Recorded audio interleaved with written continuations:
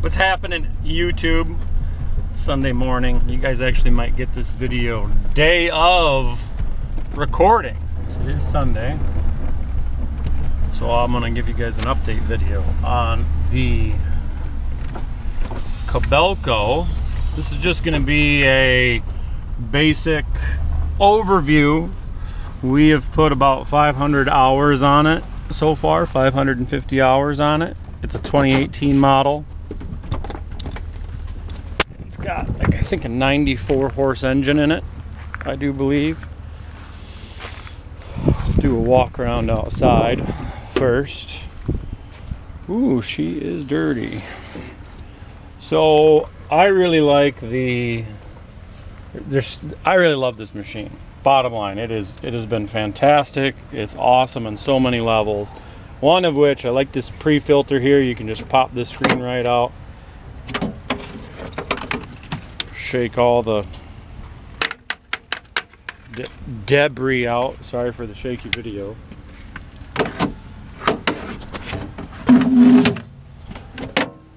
Anyways, I didn't plan to do that, but sorry for the shaky video. And yes, I'm probably going to get one of those handheld gimbals. It's got the blade on it. The blade is clutch. The blade is so awesome. I don't know why. Even if you got the 160 or a 160 size excavator, get the blade on it. It is literally the handiest thing to have, and it eliminates, it's just so handy to have the blade. When I was talking to one of the reps about it, the cat rep, about a cat machine, you know, he's like, most guys don't really like the blades. They kind of get in the way. They're kind of, I was so stunned because it is the handiest thing to have, not only for like pushing material, and this thing will push about, I'd say 3 yards or so, maybe at least 2 easy, but 3 yards with ease. And obviously you're not using it as a dozer. It's just really, really handy. And then, like, for crawling up on piles to load, you can level yourself out. You can just level yourself out so many other ways. So the boom, all this stuff here, grease points down there. There's a grease point like usual on the turntable. Grease points up here. There's your DEF fill. Fuel fill is right there. That's all pretty simple and easy. Engine compartment up here. Oh, she is dirty. Dirty, dirty, dirty. It's got an Isuzu. There she is. Powerhouse Isuzu. Works good.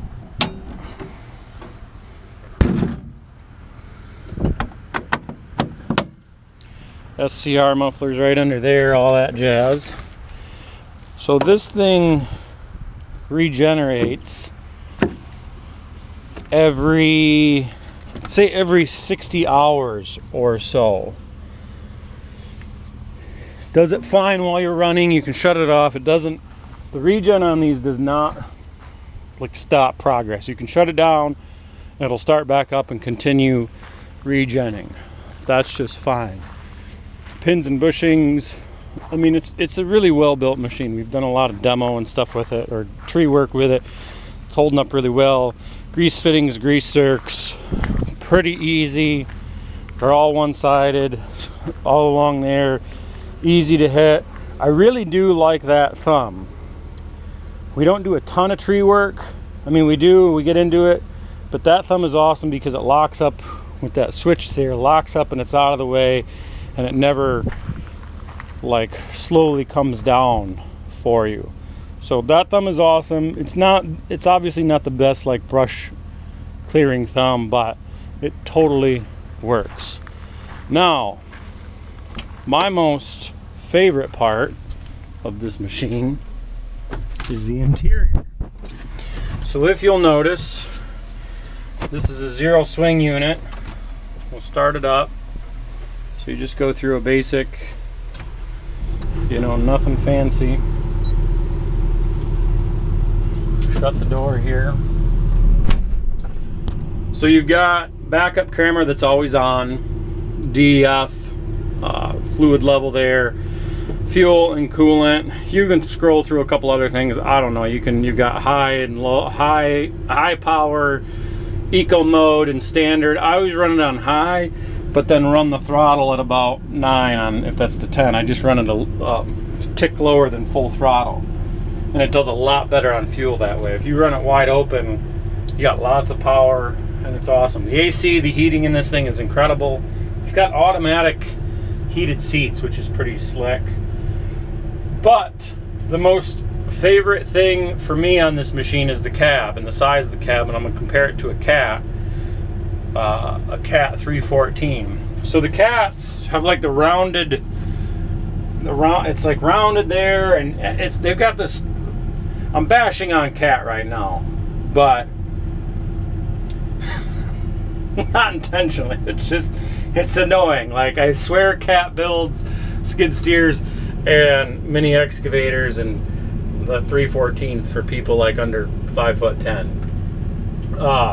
So the Cat has that slide door. I don't know if the new gens have the slide door, but the older ones, the ones that I run, have that slide door, and you have to like shimmy into it, and that's a pain in the butt. And the visibility on this machine is much like any standard swing excavator, a John Deere, 200, a John Deere 120, a Cat 312, like the older Cats 312s. The visibility on these is very much the same. I mean, you can see out the back, out the sides, all that. You got great visibility right here. It's just awesome. The seat, it's a full, full-size seat. It's very comfortable inside, and that's one of the biggest things that I like about it. The other thing is it's really quiet, so I'll just fire it up here. Where can I set you guys? I need my clamp again. Wonder if we can set right there.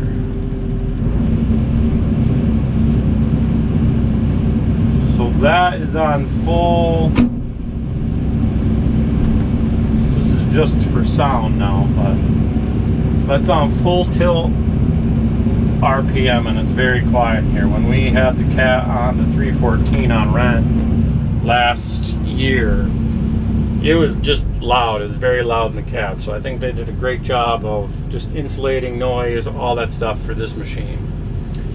It's got 1,082 hours on it. If you didn't see that the first time we started using it, it had like 540 hours on it.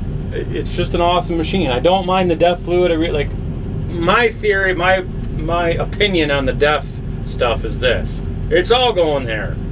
Like, we're going in that direction.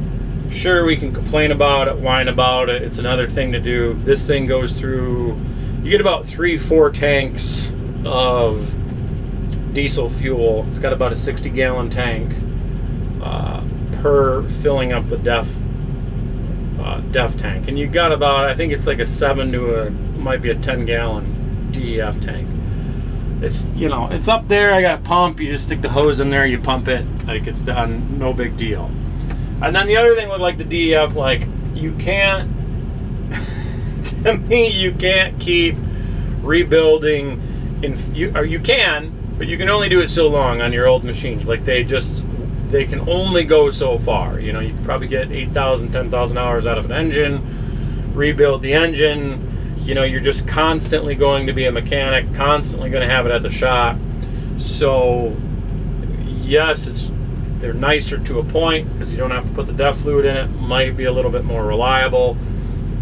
But my overall opinion and thoughts on DEF and regen systems and diesel after exhaust treatment systems is that when it all started in 2007, all the emissions all the way up to like 2011 were pretty much like garbage and junk. They had so many problems with all that stuff. From pickup trucks to equipment to heavy duty trucks, all that stuff. 2013, they started to figure it out. 2012, 2013. Didn't really go into like the dump truck, heavy on road stuff. I think they finally got that figured out in like 16.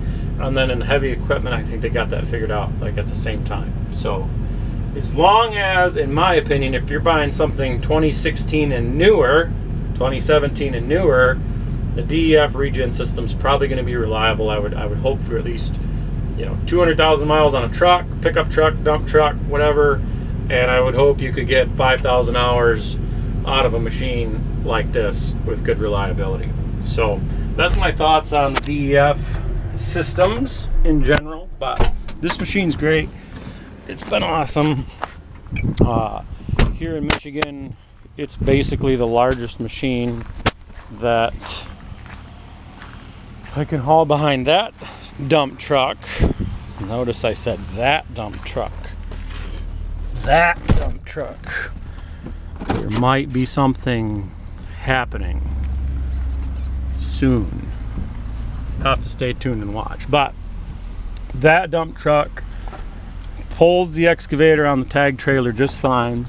Not just fine, it handles it well. It's a lot of weight for it. The engine doesn't like it. Part of the thing, so it's a 25 ton, 50,000 pound capacity trailer. You guys have seen the trailer before. I'll go through the axle laws and why we can only haul X amount. So in Michigan, this dump truck is allowed 32,000 pounds total on the rear axles combined. So you can have 16,000 pounds on each axle, that's it. Right, on the tag trailer, because it's a tri-axle and the wheel spacing, you get 13,000 pounds per axle. Now if that was a tandem axle, you could get 32,000 pounds just like the rears over there, but since you got 3 axles, they lower it to 13,000 pounds per axle. So with the 13,000 pounds per axle, you get 39 on the trailer total. That's including the weight of the trailer plus whatever you can put on the truck. So that machine there, we're figuring we haven't weighed it yet, but figure it's 35,000 pounds. It might be a tick high. So if the trailer weighs 10, you subtract 10,000 from 39. That means legally here in Michigan, you can put 29,000 pounds on that trailer, evenly weighted on those axles. So which means you get another 6,000 pounds to put on the truck. So that's how we get those numbers. That's how we have to play by those rules there. But yeah, that's the excavator. Gooseneck's doing good. We had a flat tire and it's fixed over there, right there. That's good. Duramax is doing good. We got these pipe racks. I don't know if I showed you the pipe racks, but they've been handy. Got a shed, so that's holding our miscellaneous tools and fittings and whatnot. That's basically the yard update. We got some stone over there. That big pile right behind the excavator is 9A special, 21 AA. It's basically like a crushed concrete. It's a little better in my opinion, but it's 100% crushed limestone, fines in it, hardens up real good. Stuff behind that is 22A. I'm really just rambling now, but I gotta get some fuel. So that's the excavator update. Stay tuned, we'll have a skid steer update. It's got like a full frontal face on that one. We'll have a skid steer update coming soon. The new skid steer is awesome. Lots of good stuff to say about that, but that's all. Thanks for watching. Check you later.